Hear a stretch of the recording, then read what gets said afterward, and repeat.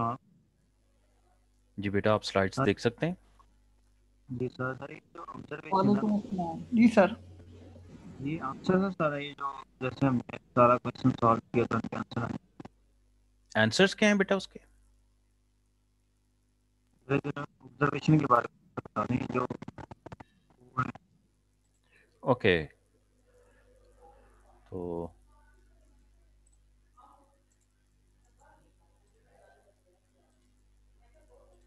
जी बेटा, ये स्लाइड्स देख सकते हैं, आखिरी वाली जो स्लाइड थी।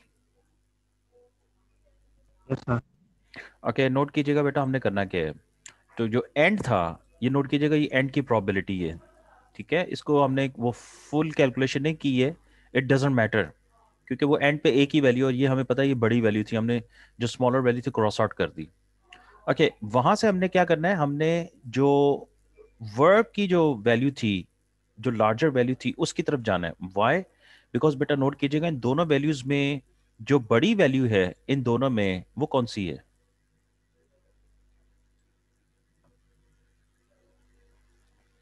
वर्क 0.256, बिल्कुल। तो नोट कीजिएगा, ये कह रहा है कि एंड से अगर आप वापस जाएं, बैक ट्रैक करें, जिस तरह से याद कीजिएगा वो बैक पॉइंटर का जिक्र आया था जब एल्गोरिथम की बात की थी हमने, तो बेटा वो कह रहा है कि हमें 0.256 पे जाना चाहिए। अब ये है क्या? नोट करेंगे किसको रिप्रेजेंट कर रहा है, ये देखें। ये एक्चुअली वर्ब को रिप्रेजेंट कर रहा है, और किसका वर्ब है ये यहां से हमें पता चल जाएगा, ये इसका वर्ब है। और टू क्या था? स्लीप टोकन था। ठीक है बेटा, तो नोट करेंगे बेटा, इसको ट्रेस जब हमने करना है तो हमने यूं करना है कि ये जो एंड है, ये कह रहे हैं कि ये वाली वैल्यू पे है, इस प्रोबेबिलिटी की वैल्यू जो हायर वैल्यू है, इस पे वापस जाना है। और वो किसकी की प्रोबेबिलिटी है? वो वर्ब की प्रोबेबिलिटी है। यानी ये याद रखिएगा, ये जो है बेटा, ये हमारे पीओएस टैग्स हैं जो हमने असाइन करने। तो हमने देखा बेटा कि वो कह रहा है कि आप 2256 पे वापस जाएं, 256 प्रोबेबिलिटी निकलेगी, यानी वो निकली है वर्ब की। इसका मतलब है वर्ब का टैग हम देंगे स्लीप को। अच्छा, यहां से देखें, ये कह रहे हैं 256 के आप जाओगे 0.64 पे। 0.64 बेटा जो प्रोबेबिलिटी है वो है किसकी है बेटा? नाउन की। जी बेटा, और यहां से हम देखना चाहेंगे कि नाउन किसकी जो है वो आता है। तो बेटा ये वन के लिए आता है, और वन था हमारा फिश। तो इसका मतलब है ये वाला कॉलम ये कह रहा है, और ये वाला जो रो ये कह रही है कि हम अब जो जो जो फिश है उसको नाउन की प्रोबेबिलिटी जो है, और सॉरी नाउन देंगे हम पीओएस टैग फिश को, नोट कीजिएगा यहां पर। और हम स्लीप का टैग जो है, स्लीप को वर्ब का टैग जो है वो असाइन करेंगे। ये है जी बेटा इसकी डी कोडिंग।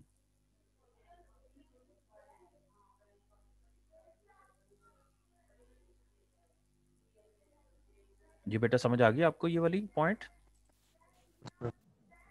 कोई क्वेश्चन बेटा इसमें और?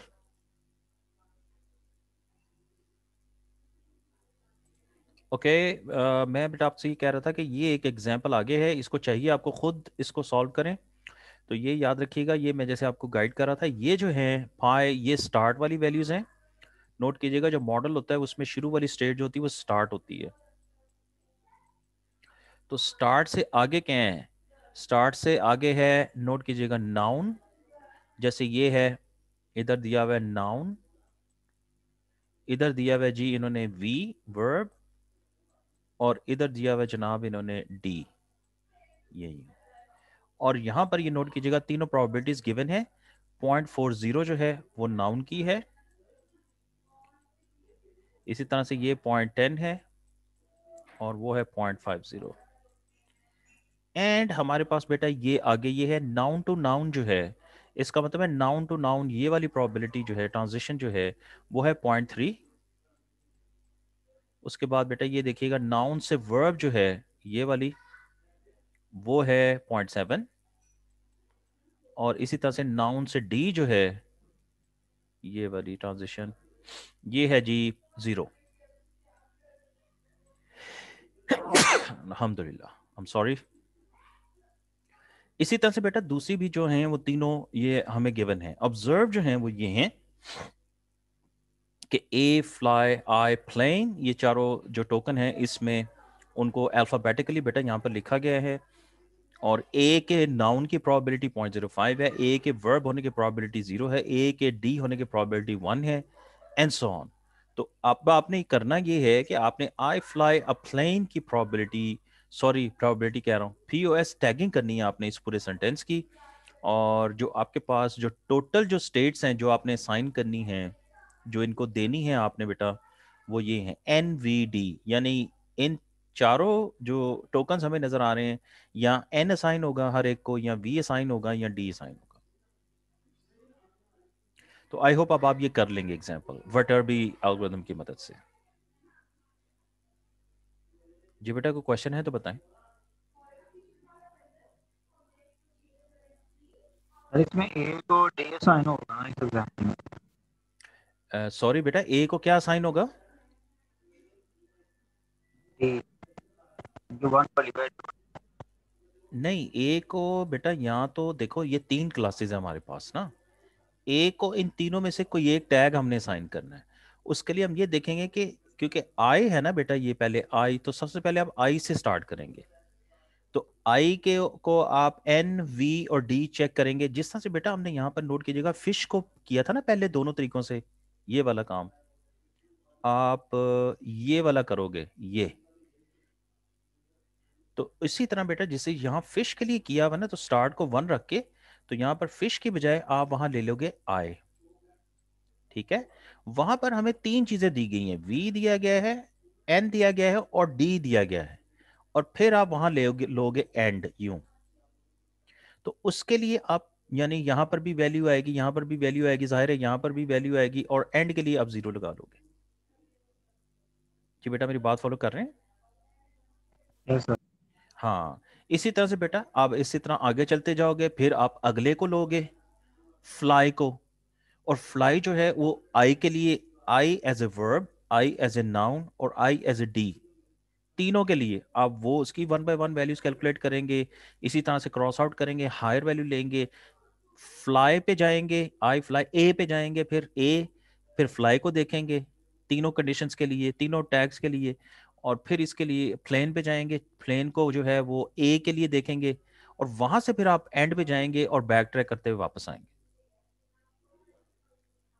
ठीक है, तो फिर आपने बेटा एंड पे भी जाना है इसमें। और एंड से फिर आपने वापस आना है, किस पे आना है वापस आपने? आखिरी जो है वो प्लेन पे आना है। तो प्लेन का आपको पीओएस टैग मिल जाएगा। प्लेन से बेटा फिर आप वापस आओगे ए पे, ए का पीओएस टैग मिल जाएगा। फिर आप वापस आओगे फ्लाई पे, इसका पीओएस टैग मिल जाएगा। और फिर आप वापस बेटा लास्टली आएंगे आई पे, और आपको पीओएस टैग आई का मिल जाएगा। और बेटा आपने वापस आना है हाईएस्ट वैल्यू की तरफ, जिस तरह से याद रखो, जिस तरह से यहाँ पर हाईएस्ट वैल्यू पे हम वापस आए। ठीक है, तो बेटा ये एक्सरसाइज है, ये आपने करनी है, वरना आपको वो एल्गोरिथम समझ नहीं आएगा। ठीक है ओके सर। जी बेटा, कोई क्वेश्चन है मजीद तो बताएं।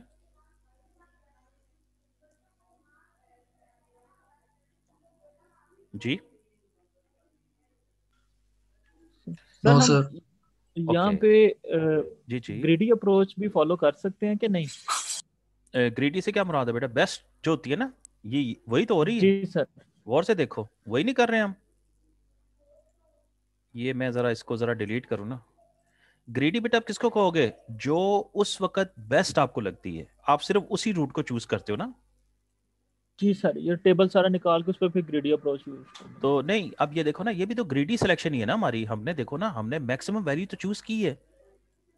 यहां आए फिर हमने मैक्सिमम वैल्यू चूज की, बेटा यहां आए फिर हमने मैक्सिमम वैल्यू चूज की। तो मेरी बात बेटा फॉलो कर रहे हो ना? तो ग्रीडी में बेटा जी यही सर, जी होता सर, है कि यहाँ पे जो, तो हो रहा है। जी जो टेम्पररी बेस्ट वैल्यू होती है ना, लोकल जिसे कहते हैं ना बेस्ट, ऐसे ही होता है ना बेटा। लोकल बेस्ट वैल्यू को हम चूज कर रहे होते हैं बिल्कुल सर। इस ख्याल से कि अल्टीमेटली ग्लोबल भी यही बेस्ट निकालेगी, मिसाल के तौर पे। तो वही बात बेटा तकरीबन यहाँ पर फॉलो कर रहे हैं हम। तो हम जो मैक्सिमम वैल्यू चूज कर रहे हैं वो हमारी नजर में उस वक्त की बेस्ट वैल्यू है। और फिर उससे प्रीवियस बेस्ट वैल्यू, फिर उससे प्रीवियस बेस्ट वैल्यू करते करते हम एंड पे चले जाते हैं। जैसे ये एग्जांपल मैंने बेटा आपको तकरीबन करवा ही दी है, समझ लें। कैलकुलेशन इसमें कि कोई थोड़ी सी लंबी होंगी आपके लिए, क्योंकि आपने हर एक को 3 के लिए चूज करना होगा। तो फिर फाइनली बेटा आपने पीछे आना ही हूँ। जब आप वर्ड्स आएंगे तो आपको तमाम जो वर्ड्स हैं उनके लिए अप्रोप्रिएट जो पीओएस टैग्स हैं वो आप उनको फाइंड आउट कर लेंगे।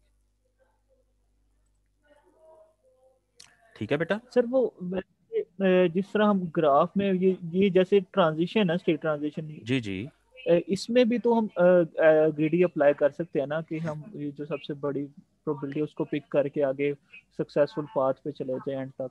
लेकिन बेटा बात पता क्या है कि वो किस तरह से हम सिर्फ ये पकड़ लें कि जी कि जैसे यहाँ बड़ी जो वैल्यू है, जैसे फॉर एग्जांपल जो डी है स्टार्ट, इसका मतलब है हमने हर हालत में स्टार्ट से डी पे ही जाना है। इसका ये मतलब होगा ना फिर अगर बिल्कुल आप ग्रीडी पे जाते हैं। बिल्कुल बिल्कुल। तो हो सकता है वो गलत हो। ये डी जो है, ये हो सकता है वो टैग हो ही ना उसका। ठीक है ना, मोस्ट अप्रोप्रिएट जी टैग हो सकता है ये हो जी ही ना सर। उसके लिए। तो अगर आप सिर्फ इस नज़र से चलेंगे कि जी स्टार्ट से हम ग्रीडी चूज करना शुरू कर दें, तो मेरा नहीं ख्याल वो इसके लिए ठीक होगा। तो ये आपको शुरू से डी पे ले जाएगा, और जो कि मोस्ट मोस्ट अप्रोप्रिएटली वो गलत होगा, क्योंकि शुरू में आई है और आई डी नहीं है, जी आई सर। नाउन जी है। सर। आई नाउन है। जी सर। जी फ्लाई वर्ब है। ए जो है, आई थिंक ये शायद डी में आए, और प्लेन भी नाउन है। ठीक है ना। तो ठीक बेटा है सर। अगर आप यहीं से जिसे कहते हैं ना वो अप्लाई करते हो इस पे ग्रीडी, तो वो तो मेरा नहीं ख्याल ये ठीक करेगा, क्योंकि इसकी प्रोबेबिलिटी सबसे ज़्यादा है। तो ग्रीडी तो हमेशा इसे चूज़ करेगी। वो तो हर चीज़ को डी पे लाने की कोशिश करेगी, जो कि गलत है। जी सर, इससे फिर एक्सप्लोरेशन नहीं हो रही होगी जी जहाँ पे। बिल्कुल ऐसे ही बेटा।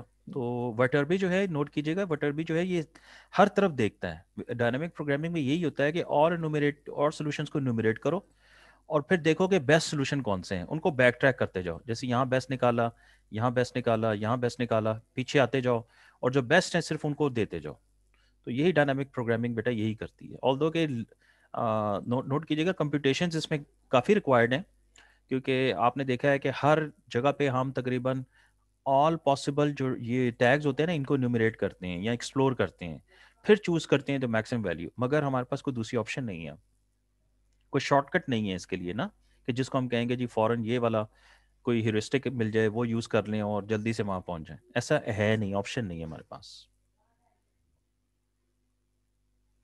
ओके, आई थिंक आप ये एग्जांपल बड़े आराम से आप कर लेंगे। I think this will be part of your next assignment.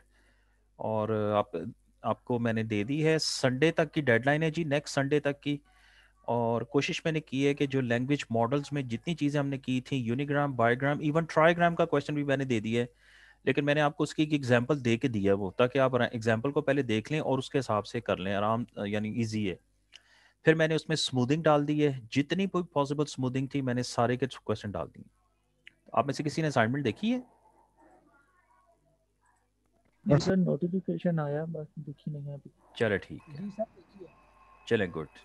चले बेटा, कोई क्वेश्चन के कोई सॉरी असाइनमेंट के रिलेटेड कोई क्वेश्चन हो तो प्लीज़ असाइनमेंट के उसी जहाँ पर पोस्टेड है उसमें थ्रेड में आप ऐड कर दीजिएगा, मैं रिप्लाई कर दूंगा। Okay, let's move ahead. complexity, how does what time does जिसे कहते हैं how does time for Viterbi search depend upon the number of states and the number of words। तो वो बारी बात थी कि टाइम इसका जो है वो s स्क्वायर n था। s जो है वो नंबर ऑफ स्टेट्स है, n जो है वो नंबर ऑफ वर्ड्स है। relatively fast for 40 states and 20 words। तो ये 30,000 स्टेप्स में, ये समझिएगा 30,000 स्टेप्स से मुराद ये है कि 30,000 कॉम्बिनेशन ऑफ यूएस टैग्स में ये अपना सोल्यूशन जो है वो फाइंड कर लेगा, which is not bad actually. तो इसके अंदर, यस, इसके अंदर एक जिसे कहते हैं एक इम्प्रूवमेंट यूँ समझिएगा। इसके अंदर एक इम्प्रूवमेंट यूज़ की जाती है विच इज़ कॉल्ड फॉरवर्ड। और फॉरवर्ड में क्या है, हमने सिर्फ एक काम करना है जी, नोट कीजिएगा। हमने जहाँ पर मैक्स लिया ना, आपने नोट किया हमने मैक्स लिया हर जगह पे, प्रोबेबिलिटी जब हमने चूज़ किया हमने मैक्सिमम प्रोबेबिलिटी ली है, वहां पर जी सर। बेसिकली हमने सम ले लेना है। तो वो भी एक इसका वेरिएशन यूज होता है। लेकिन रिमेंबर आप सिर्फ मैक्स की हद तक जो है इसको समझ लीजिए। मोस्ट प्रोबेबली सम भी आसान ही है। ये वैसे एक आइसक्रीम एग्जांपल की यहाँ पर इन्होंने दी हुई है, which is also given in your book बड़ी डिटेल के अंदर। ये स्टार्ट स्टेट है जी, और यहाँ से पॉसिबिलिटी एच पे जाने की। आई थिंक एच को हॉट है और सी जो है ये कोल्ड के लिए है। और यहाँ पर ये जो है ये ट्रांजिशन प्रोबेबिलिटीज गिवन है। ठीक है, और इसको सॉल्व भी किया गया है बाय द वे, ये देखें, अगर आप देख सकें तो इसकी वैल्यूज़ भी गिवन है, ये देखें ऑल पॉसिबल वैल्यूज़। और यहाँ पर ये देखें जो प्रोबेबिलिटी निकल रही है, गौर से देखिएगा, फाइनल वो क्या हो रही है, वो ऐड होकर निकल रही है। नोट कीजिए, इसमें ऐड किया जा रहा है तमाम को। तो ये था जी। हम आप मैंने बता दिया ना बेटा, आप सिर्फ फोकस कीजिए ऑन द मैक्स जो हमने अभी डिटेल में देखा है, एंड सम के ऊपर आपको फिलहाल फोकस करने की ज़रूरत नहीं, but this is again a variation that is use, that is available. ये है वो फॉरवर्ड का फंक्शन जो बेसिकली यूज़ हो रहा है जी। This is the end of this POS tags topic. जनाब, एनी क्वेश्चंस?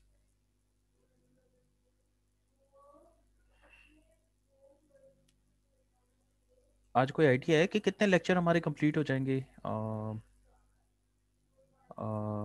16 16 लेक्चर्स हो जाएंगे आज,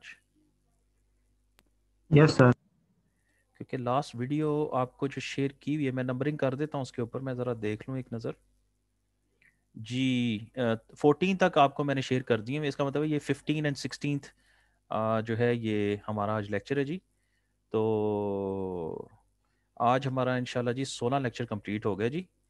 अब हम नेक्स्ट बढ़ते हैं जी, और नेक्स्ट जो हमारा टॉपिक है, अगर आप आउटलाइन देखें, late me show you the outline.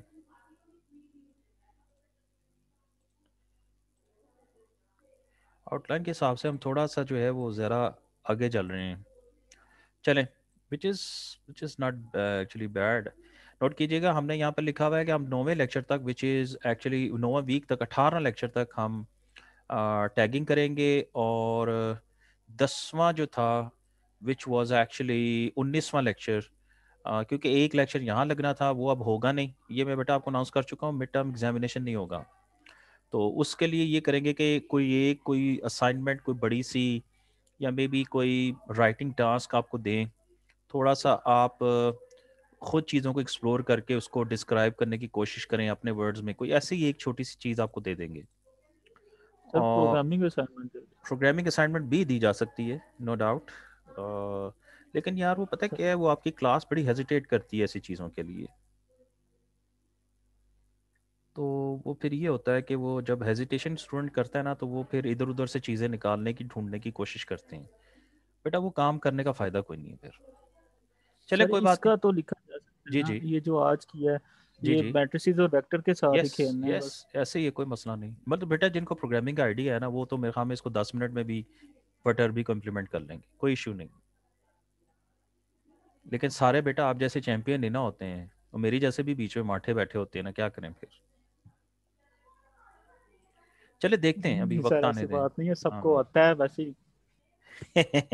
चले कोई बात नहीं। अच्छा यार, ये देखो हमने लिखा हुआ है 9वें वीक तक, 9वां वीक 9 दूनी 18, 18 वीक तक हमने ये करना था, और 19वें लेक्चर में हमने ये करना था।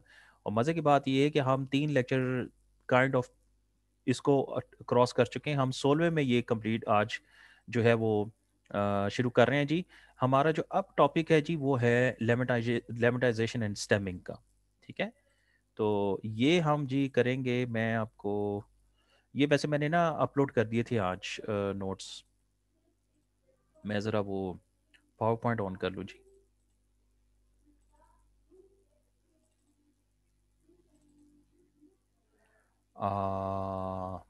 मैं दो चीज़ें ऑन कर रहा हूँ, दोनों चीज़ें आपको दिखा देते हैं, क्योंकि दोनों मैंने आज अपलोड कर दी हैं जी।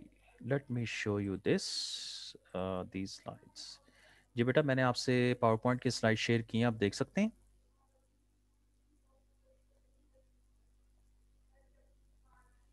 जी बेटा, मेरी आवाज़ आ रही जी है? सर जी शेयर सर। ओके बेटा, हम अब बात करेंगे स्टेमिंग की। ठीक है, थैंक यू बेटा। हम बेटा बात करेंगे स्टेमिंग की। और स्टेमिंग होती क्या है, याद कीजिएगा, हमने बात की थी। स्टेमिंग के अंदर ये करते हैं कि जो वर्ड्स होते हैं उनको उनके बेसिक रूट पे वापस, यानी काइंड ऑफ अगर जाना चाहें हम कि ये ING वर्ड आगे लगा हुआ है, या ESS का वर्ड आगे लगा हुआ है, या किसी वर्ड के आगे S लगा हुआ है, तो उसको हम उसमें से उसकी फॉर्म को निकालना चाहें कि उसकी बेसिक फॉर्म क्या है, या उसका रूट वर्ड क्या है बेटा, तो उसको कहते हैं स्टेमिंग। तो स्टेमिंग के लिए जो एक बहुत ही पॉपुलर जो स्टेमर यूज होता है उसका नेम है जी पोर्टर, पोर्टर स्टेमर। तो हम पोर्टर स्टेमर को बड़ी डिटेल से देखेंगे आज हम को। आप बल्कि ये नोट कीजिएगा, ये 16वें लेक्चर में आई थिंक आज ये कंप्लीट हो जाएगा। तो क्योंकि ये एल्गोरिदम बहुत आसान सा है, हम इस पे एक दो एग्जांपल्स कर लेंगे। तो हमें बस ये पता होना चाहिए कि पेपर को वो जो एल्गोरिदम उसको फॉलो कैसे करना है। अच्छा, एक चीज़ और नोट कीजिएगा, जब आपको इसका क्वेश्चन आए लेट्स से एग्जाम में या जब भी, तो आपके पास ये राइट होगा कि आप पोर्टर का जो ये पेपर है, ये स्टेमर है, ये आप अपने सामने ओपन कर सकते हैं। ठीक है, आप इसका अगर फाइनल एग्जाम में बेटा आते हैं पेपर देख के लिए, तो आप ये इसका एक प्रिंट आउट भी अपने साथ लेके आ सकते हैं। अच्छा, ये एल्गोरिदम है क्या? मैंने बेटा ये एक पीडीएफ फाइल आपसे शेयर की, आप देख सकते हैं। जी सर। जी बेटा, ये पेपर, ये जो पेपर है an algorithm for suffix stripping, ये खुद पोर्टर का पेपर है। 1980 में ये जो है ये पब्लिश हुआ था, और ये बहुत बड़ा जर्नल है जी, प्रोग्राम, जो कि पता नहीं अब है कि नहीं है, मुझे नहीं पता, लेकिन खैर जुलाई 1980 में ये पब्लिश हुआ था। ये जो है ये बड़ी डिटेल में ये पेपर डिस्कस करता है कि हम बेसिकली जो है वो जो वर्ड्स के ये जो होते हैं इनको किस तरह से स्ट्रिपिंग करते हैं। स्ट्रिपिंग का मतलब होता है डिलीट करना, ठीक है, और निकालना किसी चीज़ को। तो आप देखेंगे कि इस पेपर के अंदर शुरू में तो उन्होंने थोड़ी सी वो बात की हुई है, उसके बाद मेन असल में चीज़ जो है ना वो एल्गोरिदम से शुरू होती है। ये सीवी ये अभी हम इसको देखते हैं। और मैं आपसे ये कहना कहना चाह रहा हूँ कि ये देखें, आगे ही पेपर जब बढ़ेगा तो आप देखिएगा कि ये स्टेप वाइज बढ़ेगा, और स्टेप्स आपने बिल्कुल जिस तरह से दिए में देखना है कि कोई इनमें से मैच तो नहीं होता। अगर कोई इनमें से मैच होता है तो आपने वो परफॉर्म कर देना, अगर मैच नहीं होता तो आपने अगले स्टेप की कंडीशंस को देखना है और उनको फॉलो करते जाना है। इसी तरह से यहाँ पर कंडीशन दी हुई है। इसी तरह बेटा अगर आप इसको फॉलो करते जाएंगे, इसमें काफ़ी एग्जाम्पल भी दी हुई है उन्होंने, तो मेरा नहीं ख्याल ये कोई इशू है। तो ये छोटा सा पेपर है, छोटे से स्टेप्स हैं, और ये जो स्टेप्स दिए हुए हैं ये आपको मेमोराइज करने की बिल्कुल ज़रूरत नहीं है। ठीक है, कभी आपको ये नहीं कहा जाएगा जी आप इसके स्टेप्स लिख दें, या आपको एक टर्म दी जाएगी और आपको कहा जाएगा जी ज़बानी जो है वो इसको कर दें। नो, इतना जालिम नहीं हूँ मैं। ठीक है, तो ये है कि आपको जब भी इसका क्वेश्चन आएगा तो आप बस ये कीजिएगा कि आप पेपर सामने ही ओपन कर लें और यहाँ से इसके स्टेप्स देख लें। ठीक है, अब ये है क्या प्रोसेस, अब इसमें करना क्या है, नाउ लेट्स सी दैट। ठीक है बेटा, कोई क्वेश्चन तो नहीं है यहाँ पर? ये पेपर आपसे मैंने बता दिया बेटा, शेयर हो गया हुआ है, आज मैंने शेयर कर दिया था।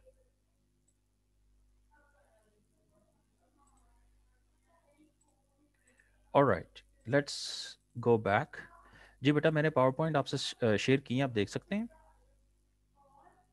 Yes sir. सर। ओके, अब देखते हैं जी what is this process lemmatization and stemming, ये होती क्या है और इसके अंदर बेस वर्ड पे या बेस फॉर्म पे वर्ड की किस तरह से हम रीच करते हैं। तो words can be viewed as consisting of two or more things. एक स्टेम होता है वर्ड का, वन और मोर अफिक्सेस। ओके, स्टेम जो होता है उसका बेस वर्ड होता है, और अफिक्सेस का मतलब ये होता है कि जो उसके आगे चीज़ें जो ऐड होती हैं। और morphological analysis is in its general form involves recovering the lemma of a word on all of its affixes together with their grammatical properties. तो ये वही बात है कि हमने वर्ड का लेमा जो है वो निकालना होता है। लेमा से मुराद ये रूट वर्ड निकालना होता है। और stemming is simplified form of morphological analysis, simply find the stem. ये वही बात है कि हम एक्चुअली जो लेमा की बात कर रहे हैं, स्टेम की बात कर रहे हैं। स्टेमिंग के अंदर हम जो वर्ड होते हैं उनमें से कुछ वर्ड ऐसे उसके साथ कुछ पार्ट ऐसा गिवन होता है जो काइंड ऑफ उसका अफिक्स होता है। तो हमने अफिक्स को स्टेम करना जो है वो स्ट्रिप करना होता है। स्ट्रिप करने से मुराद ये है कि उसको डिलीट करना होता है, और फाइंड, और हमने उसका स्टेम जो है वो फाइंड करना होता है। तो इसको देखते हैं जी किस तरह से किया जाता है। लेमेटाइजेशन जो है इट्स अबाउट इसके अंदर एक होता है, एक चीज होती है इन्फ्लेक्शंस। इन्फ्लेक्शन ये होती है adding a suffix to a word that doesn't change its grammatical category. For example, tenses in verbs ing, ed and s, plural in nouns, जैसे s लगा देना। तो ये इसको कहते हैं इन्फ्लेक्शन, यानी हम एक वर्ड के साथ सफिक्स लगा दें जिससे वर्ड का जो है वो ग्रामेटिकल कैटेगरी ना चेंज हो। फॉर एग्जांपल जैसे किसी वर्ड के साथ आईएनजी लगा देना, ईडी लगा देना, एस लगा देना, या प्लूरल किसी चीज़ को बना देना, ये जो तमाम जो ये चीज़ें इनको कहते हैं इन्फ्लेक्शन। इसी तरह से हमारे पास जी डेरिवेशंस होते हैं, और डेरिवेशन क्या होता है? Adding and suffix to word that changes its grammatical category, ये उसको चेंज कर देता है जी। सच एज नेशन को नाउन अगर हमने करना है तो नेशनल हो जाएगा, और नेशन और नेशनल टू डिफरेंट वर्ड्स हैं। इसी तरह एडजेक्टिव में नेशनलाइज ये वर्ड बन जाता है, ये 3 डिफरेंट वर्ड बन गए हैं नेशन से। जी बेटा बात समझ आ रही है? तो इन्फ्लेक्शन और डेरिवेशन में फ़र्क क्या है जी? इन्फ्लेक्शन के अंदर जो हम जो कहते हैं सफिक्स ऐड करते हैं उससे वर्ड का ग्रामेटिकल मीनिंग चेंज नहीं होता, लेकिन डेरिवेशन के अंदर जो हम वर्ड के साथ जो अफिक्स सफिक्स ऐड करते हैं उससे उसका ग्रामेटिकल मीनिंग चेंज हो जाता है। जैसे यहाँ एग्जांपल दी हुई है, the goal of both stemming and lemmatization is to normalize words to their common base form, ये which is useful for many text processing applications। वही बात है कि दोनों जो टेक्निक्स हैं स्टेमिंग और लेमेटाइजेशन का, दोनों का एक ही मकसद है कि वो जो वर्ड की बेस फॉर्म है उसको एक्सट्रैक्ट कर सकें और सफिक्सेस जो दिए हुए हैं उनको रिमूव कर सकें। लेमेटाइजेशन क्या करता है जी? morphological analysis that returns its lemma, which is normalized form of a set of morphologically related forms chosen by convention, and just as singular for nouns and infinite for verbs, etc., to represent that set. This is the form in which a word appears in the dictionary। ये actual में अगर आप ये sentence देख लें तो आपको समझ आ जाएगी कि डिक्शनरी के अंदर जो वर्ड की फॉर्म होती है दरअसल वो उसका लेमा होता है। और लेमा कैसे किसको कहते हैं? उसकी लेमेटाइजेशन करने के बाद वर्ड का लेमा मिल जाता है। जी बेटा एनी क्वेश्चंस?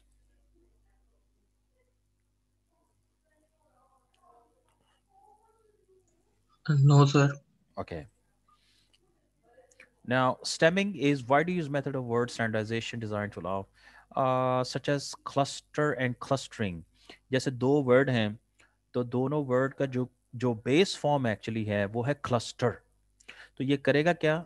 स्टेमिंग के अंदर करेगा क्या जी? ये जो वर्ड है क्लस्टर इसको एक्सट्रैक्ट करेगा, ये क्लस्टर्स, ये एस को भी रिमूव कर देगा, और जो आई एन जी आगे आ रहा है ये इसको भी रिमूव कर देगा। अभी हम देखते हैं जी कि ये होता कैसे है। The idea is that in a language like English, a typical word contains a stem, which refers to some central idea or meaning, and that certain fixes have been added to modify the meaning or to fit the word in for its syntactic role। तो वही बात है कि base form word की होती है, उसके साथ एडिशनल चीज़ों को ऐड करके उसका मीनिंग जो है वो चेंज किया जा रहा होता है। The purpose of stemming is to strip away the fixes and thus reduce the word to its essence. तो ये वही बात है कि we are actually following some kind of heuristic, और ह्यूरिस्टिक से मुराद ये है कि सम काइंड ऑफ गाइडलाइन जो हमें दी गई है कि हम किस तरह से वर्ड की जो फिक्सेस हैं उनको रिमूव कर सकते हैं ताकि हम उसकी रूट या स्टेम तक पहुंच जाएं। तो this is the process which is called stemming. For example जो वर्ड है, नोट कीजिएगा, जो रूट फॉर्म है वर्ड की वो है कंप्यूट। ये देखें, ये जो है this is the root form और द स्टेम, और इसकी जो डिफरेंट वेरिएशंस हमें मिलती हैं उसमें कंप्यूट भी है, कंप्यूटर भी है, कंप्यूटिंग भी है, computes, computation, computability। These are all these suffixes, suffix हैं जो ऐड किए गए हैं विद द बेस वर्ड, और बेस जो स्टेम है, जो रूट है, वो है द वर्ड कंप्यूट। ओके, तो अब करना क्या है जी? अब करना ये है कि इन तमाम में से हमने बेस वर्ड को एक्सट्रैक्ट करना है, यानी हमने ये वाला वर्ड ले लेना है और जो ये चीज गिवन है इसके आगे, इसको हमने इसके अंदर से डिटेक्ट करना है। डिटेक्ट करने के बाद हमने जी इसको इसके अंदर से रिमूव कर देना, यूं। Okay, of course there is an algorithm for doing that, और आज हम देखते हैं कि पोर्टर्स एल्गोरिथम जो है वो किस तरह से इन सफिक्सेस को रिमूव करवाता है। जी बेटा एनी क्वेश्चंस?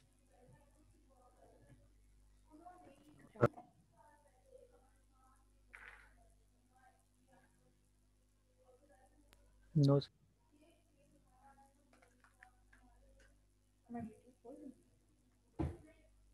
ओके। इसकी जो डिफरेंट एप्लीकेशन ये हर जगह पे जी इस्तेमाल होता है, ये जाहिर है। हमने जब कोर्स स्टार्ट किया था तो मैंने बेटा आपको गाइड किया था कि इंट्रोडक्शन वाले जो चैप्टर था उसमें भी, और टेक्स्ट प्रोसेसिंग वाले में भी, कि one of the major text processing जो हैं वो जिसे कहते हैं एप्लीकेशन में स्टेमिंग और लेमेटाइजेशन दोनों इस्तेमाल होती हैं, ठीक है। इसी तरह से इंफॉर्मेशन रिट्रीवल ये होती है बेटा कि हम कोई क्वेश्चन करते हैं, वो किसी, जाहिर है ये जो है इंफॉर्मेशन यहाँ पड़ी हुई रिपोजिटरी है ये जिसमें इंफॉर्मेशन पड़ी हुई है, और वहाँ से हमें वो उसका कोई आंसर मिल जाता है या वो डॉक्यूमेंट्स मिल जाते हैं जिनमें वो आंसर पड़ा हुआ है। जैसे आप विकीपीडिया पे कोई क्वेश्चन करें, let's say what is the height of mount Everest, तो आपने कहा है और वो सर्च किया, उसने कोई डॉक्यूमेंट दे दिया माउंट एवरेस्ट के बारे में जिसमें उसकी कोई हाइट लिखी होगी, आई थिंक वो 28,000 कुछ फीट है या 29,000 के करीब फीट है, वट एवर जो भी है। सो यहाँ पर ये किस तरह से यूज़ होगा, बिकॉज जो क्वेरी होती है उसके अंदर जो बेसिक टर्म्स होती हैं जिनके ऊपर सर्चिंग करनी होती है उसको भी ये लेमेटाइज या स्टेमिंग उसकी भी करनी पड़ती है। ओके तो bag of word document model, ये बैग ऑफ वर्ड्स क्या है, ये इंशाल्लाह इसके बाद जो हमारा अगला जो लेक्चर होगा वो यही होंगी जिसमें हम वेक्टर स्पेस मॉडल की बात करेंगे। उसमें हम देखेंगे what is bag of terms या bag of words model, and what is single term. वही बात आ गई कि इसमें जो सिंगल टर्म है कौन सी है वो निकालने के लिए again it's very necessary that we perform stemming and lemmatization. Why stemming is necessary? Frequently we get collection of words of the following kind in this. जैसे नोट कीजिएगा यही तमाम word compute, computer, computing, computation, computability, तो यही तमाम word जो हैं वो एक डॉक्यूमेंट में अगर आ रहे हैं या एक कॉर्पस में आ रहे हैं तो हमने ये करना होगा कि अगर हमने इनमें से तमाम में सर्च करनी है कॉमन चीज़ तो हमें इन तमाम वर्ड्स को रिड्यूस करना है into their basic form. Performance of IAS system will be improved if all of these terms are conflate. Conflate से वही बात है बेटा कि वो जिसे ये नोट कीजिएगा, ये जो conflation है ये यही कह रही है कि इन तमाम वर्ड्स को जो डिफरेंट फॉर्म्स में हैं इनको तमाम को इसकी बेस फॉर्म में चेंज कर देना बाय यूजिंग दिस स्टेमिंग। तो जब ये कॉन्फ्लेट हो जाएंगी तो जाहिर है इन तमाम को सर्च करने के लिए सिर्फ एक ही वर्ड को फिर सर्च किया जाएगा जो कि क्या होगा, जो कि ये वाला कंप्यूट का वर्ड होगा। तो मोर एक्यूरेट स्टैटिस्टिक्स जो हैं वो इससे हम अचीव कर सकते हैं। So stemming actually is used everywhere actually. जी अभी तक बेटा कोई क्वेश्चन है तो बताएं।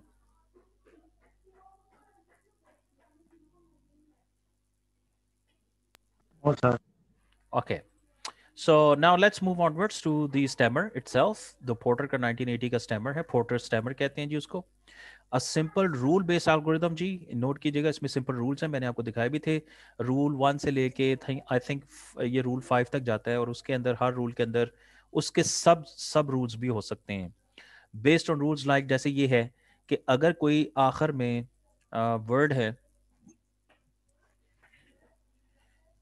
और वो वर्ड ये है किसी के एंड में, लेट से कोई वर्ड आ रहा है जैसे ATIONAL है, उसके एंड में किसी वर्ड के आ रहा है तो ये उसको चेंज कर देगा इनटू ATE में।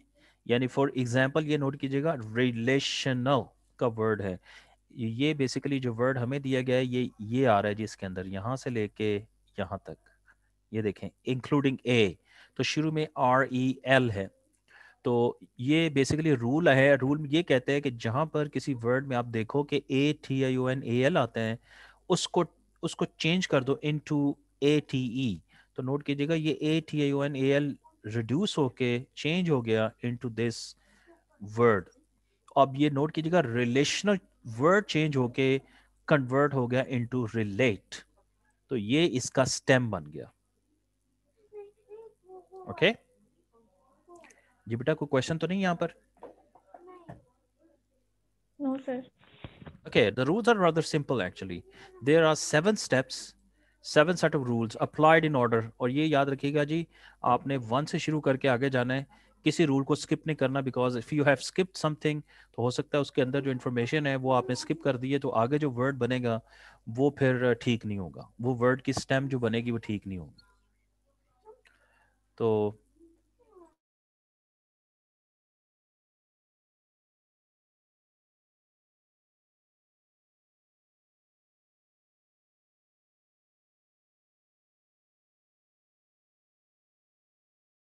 So this is a simple procedure for removing known affixes in English without using a dictionary. Again, आपको किसी डिक्शनरी को कंसल्ट करने की जरूरत नहीं, because you will be following a set of rules, और वो सेट ऑफ रूल्स को फॉलो करके आप जो वर्ड्स को स्टेम कर रहे होंगे, can produce unusual stems that are not English words. ये एक याद रखिएगा, क्योंकि जो नोट कीजिएगा, जो स्टेम निकला था वो था ये वाला वर्ड COMPUT, जबकि हमें पता है कि कोई ऐसा वर्ड इंग्लिश में एग्जिस्ट नहीं करता। ठीक है, ये इसका समझ लीजिए एक ड्रॉबैक है। Many may conflate reduce to the same token words that are actually distinct. ये भी हो सकता है कि वो किसी और वर्ड में चेंज हो जाए जो बिल्कुल ही डिफरेंट हो। Not recognize or morphological derivations, इसको हम आगे यूज करने की कोशिश करते हैं ताकि ये हमें समझ आ जाए। Okay, the basic thing that you absolutely need to know वो ये है कि ये आपने इस पे जरा आपने फोकस करना है जी। ये जो दो डेफिनेशंस आ रही हैं और इनको आपने डिटेक्ट कैसे करना है, ये भी नोट कीजिएगा। याद रखिएगा कि इंग्लिश के अंदर दो ही तरह के जो जो होता है, कोई करेक्टर होता है जो होता है वो दो तरह से काउंट होता है, या तो कॉन्सोनेंट होता है या वावल होता है। तो कॉन्सोनेंट जो है वो लेटर है जो कि AEIOU ये ना हो। आपको पता है कि इन तमाम को we call it vowels in English. Okay, ये इंग्लिश में वाउल्स कहलाते हैं। तो इसके अलावा लेट्स से बी है, लेट्स से सी है, लेट्स से डी है, इसी तरह से एफ है, एंड सो ऑन। ये सारे कॉन्सोनेंट्स हैं, they are proceeded by consonant, जैसे TOY। ठीक है, इसके अंदर कॉन्सोनेंट कौन कौन से हैं TOY में? T और Y। ठीक है, T और Y कॉन्सोनेंट्स हैं, O जो है ये वाल है। इसी तरह SY ZY GY में कॉन्सोनेंट जो है नजर आ रहे हैं जी SZNG है। ओके, वाल जो है इसमें वो एनी अदर लेटर है। उसके बाद जाहिर है जब कोई भी हम वर्ड लिखते हैं तो हम, मज़े की बात यह है कि अगर आपको ये कॉन्सोनेंट और वाल की समझ आ गई है तो कोई भी जो वर्ड है उसे आप अ सीक्वेंस ऑफ कॉन्सोनेंट्स, जिसको हम सीज कह रहे हैं, या वाल्स जिनको हम वीज कह रहे हैं, will be represented by C और V, okay, respectively. So for example note कीजिएगा, जैसे यहां पर नोट कीजिएगा, जैसे ये वर्ड है ट्रबल्स। बेटा मेरी बात सुन सकते हैं? जी सर, आ रही। Yes sir. ओके, तो ये 1 मिनट का टाइमर जी आ गया है, 1 मिनट यहाँ पर। तो मेरे ख्याल में प्लीज़ आप रीजॉइन कर लीजिए ताकि हम इस स्टैमर को वाइंड अप कर दें। ठीक है, थैंक यू।